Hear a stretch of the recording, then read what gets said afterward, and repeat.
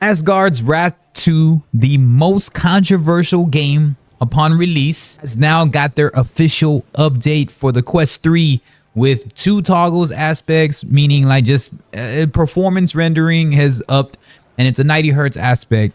Now this update is wild. This game is really good. Prior to that, I have never played this game. When I got it free when I got my Quest 3, but I never jumped into this game. Reason being because when I saw all the backlash on it with it just being a Quest 2 version, I was like, hell no, I'm not messing with this. I don't do that stuff. Just because with AAA gaming needs to be treated like AAA gaming. PSVR 2 does that well with Resident Evil, but the reason being they're obviously connected to a PS5. But the thing is, Quest being forced, or at least being pushed as a standalone and marketed as a standalone, if they're gonna bring AAA games, even like the Resident Evil 4 OG, I wish that would get updated. Quest 3 graphics, that'd be really cool.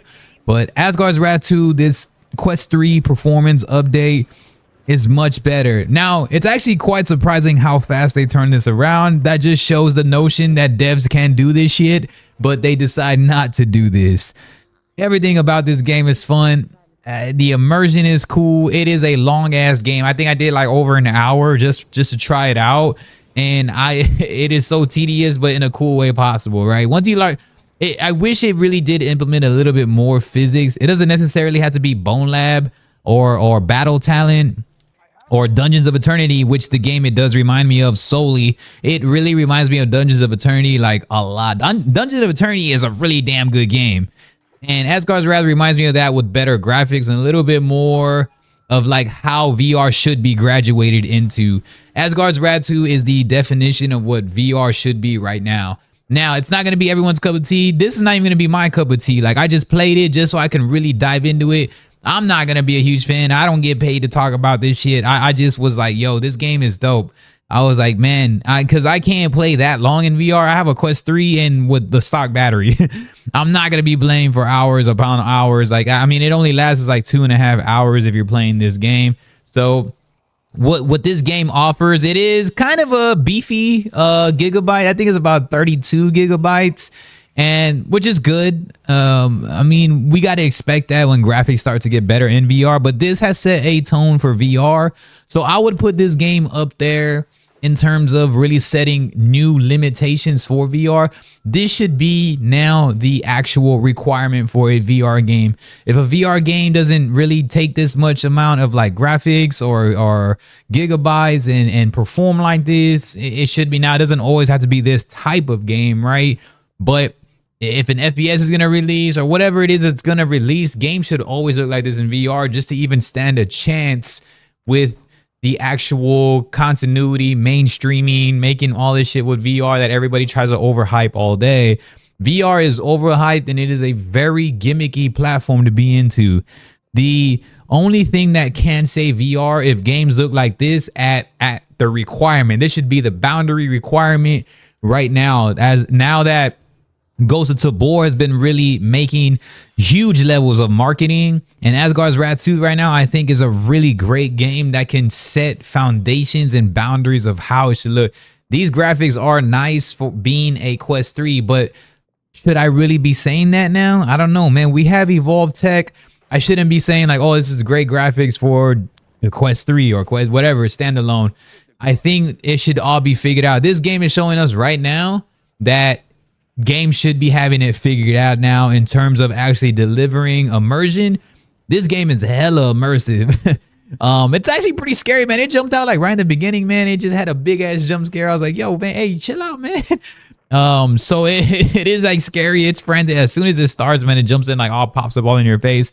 So it is fun. Now, again, it does have tedious aspects, but what I do like is that it helps out the beginner, the entry-level VR aspect, and then it goes all the way into far more advanced.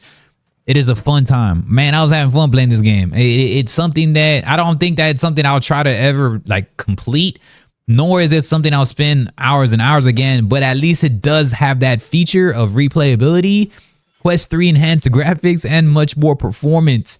That's all we ask for when it comes down to VR now. VR is not respected because we're always watered down versions of games. Like X8 is quote unquote a watered down version of Valorant. Population 1 is a watered down version of Fortnite. Contractors is a watered down version of Call of Duty. Then these are all watered down versions in VR, and that's what it's looked at. I'm not calling those games that, but that's what VR is looked at, and that's how we promote VR. And then on the contrasted side of VR, the only way we actually can promote VR is like, oh, we got this PC VR mod. Well, motherfucker, nobody wants to be buying a full-on PC experience for all this for just to play a mod. A mod. That's not even like a legal aspect. I mean, as games start to catch on and shit like that, you know what I mean? It makes no sense. Like all this overhype or like VR uses mods as crutches and PC VR as a crutch at times to fall back on to actually promote themselves. This now can help out in keeping us elevated and letting us know like, hey man, like this is dope. Like now we can take it to a next level. So Asgard's Wrath 2 is so cool. It really proves that the future of gaming can be there if it actually tries as devs and they actually respond and get back to us accordingly. What Asgard's Wrath 2 did, they saw how much criticizing they were getting because they released a half-ass Quest 2 version. No offense, you can't put it on a Quest 3 and then promote it as a Quest 2 version and actually lower the quality and rush the game out. Whoever's side that was on, Meta or whatever, that's all on them. But to do it and get back to us quickly and give us the Quest 3 version, this was probably something that was on the back end for like maybe like for the next year. But I believe they caught so much heat that they were like, shit, well, we got to do it now. We can't just hold off on this now. We got to let them go. So they probably not even at the best of its aspects yet. They did mention they were doing a patch later again in early next year to give us even more. And I had covered that in the video yesterday. So if you haven't checked out that video, I did cover more insights on what they're planning on doing next after this initial update. But since it did go live, we are excited today to be tapping into this because, man, I must say, this game is wild, man. This game really is holding some ground, and I'm completely shocked because I'm not really like I'm a VR creator, right? And I've been here for a while, for a few years now, covering Quest. This is awesome, and usually like I talk shit about VR because they want to give us all this bullshit treadmills and all this gimmicky stuff and all types of tongue tasting and all this shit now. But when I saw this, I was like, yes. Asgard's Wrath 2 is something that where they actually went in depth in creating immersion and an actual VR experience. The only thing that still doesn't feel immersive, which we all had to figure out, depending on what type of VR gamer you are, there's two types of VR gamers. There's VR gamers that want everything where they can just be able to sit down, or there's certain capabilities. And then there's VR players like me who are very active, right? When you climb, obviously the lower body stuff, we're trying to figure that out, right? That's why some of the tracking is going to come on board, the body pose estimation. I'm an active VR user, so I'd like to be, you know, I don't know how we're going to be able to control like jumps and stuff at some point. I mean, I guess that's what all the treadmills are used for, well, for walking. So hopefully we figure that out later to really get us immersed. Because the one thing that I always felt like that always takes me out of immersion is just like running across the walls in Asgard's Wrath 2. And also just this simple stuff like maybe climbing the ladder. Like when you jump down and slide down the ladder, it kind of just blinks and takes you to the next spot. The dashing kind of makes it feel like out of, but I mean, there's only so much immersion that you can do with what we have right now. So hopefully like we can get more AI that to predict our movements to help out a little bit more with immersion at a much more affordable cost. But on top of everything from graphics, story, delivery, reintroducing itself as obviously a sequel, it's Asgard's Wrath 2, and also providing a entry-level experience all the way to an advanced experience, and then having additional settings where you can make it to however you want. If you're new to VR, utilize their recommended settings so you don't get motion sickness and all that stuff. But if you're advanced, like somebody like me who already knows how to do all this stuff, like keep it all, like take off snap turn, take off all the tunnel visioning and everything like that.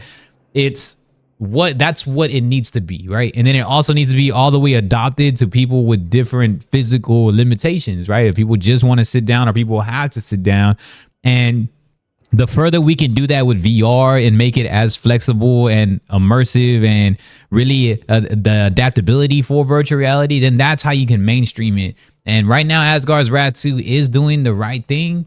And so that should be a foundation. Now games that are lower quality than this, that are trying to rush themselves and charge as much money, is definitely going to be a no-go for me, just because I know what we are capable of. And I say we because I am part of this VR community and I'm optimistic about it. But when we have a bunch of closed-minded bullshit happening and just trying to like sell us all these dumb products and giving us trash freaking head straps when we pay $700, you pay $700 for a Quest 3 and then they give us the worst head strap in the world. So you already got to buy additional head straps, additional battery packs, because this game is a long time. So you'll only be able to play until your Quest 3 actually runs out of battery, which this game is way longer than what the Quest 3 battery can last.